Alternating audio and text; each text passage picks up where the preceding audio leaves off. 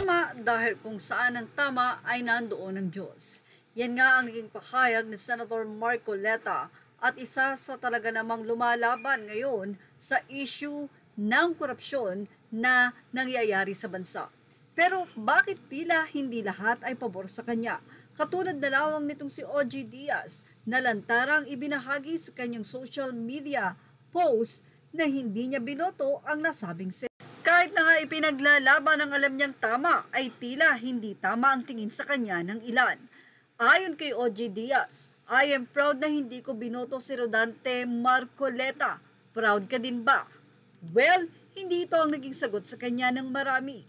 Say ng ilan, nanalo naman siya, meaning hindi ka significant.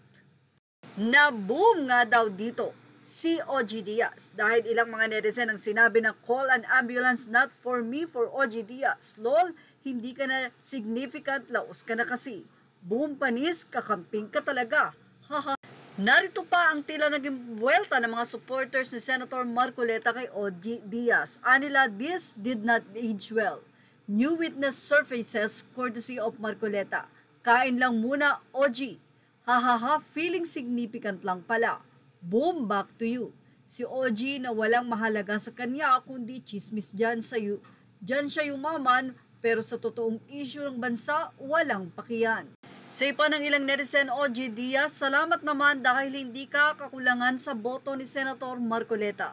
Wala ka sa kalingkingan ng senador at tupagin mo ang pagchismis sa mga artista. Hindi ka importante sa mga taxpayers. Narito pa ang ilang naging say ng mga netizen. Mula sa I'm proud na hindi ko ibinoto si Rodante Marcoleta, proud ka din ba? Tanong ni OG Diaz. Sagot nila, we are so proud that we voted for Senator Marcoleta. He is the most qualified and the most partial senator who is using the due process of law na hindi maintindihan ng mga dilawan o pinklawan. Ang ayaw lang sa kanya ay yung ayaw tanggapin ang due process at gustong bali ng proseso. Ignorance of the law excuses no one. Mula pa rin sa isang netizen, I am proud you did not voted for Marcoleta. Who needs you? OG. And we are proud you're not one of us. You belong to Chika Showbiz, so stick there. Politics is not your cup of coffee. That's why you don't understand the likes of Marcoleta. Yun lang, hindi ka kulangan. Please, everyone. Hindi maikakaila na marami ang sumusuporta sa ipinaglalaban ng senador. Ito ay ang tama. Thank you for watching. Images are all credit to the rightful owners.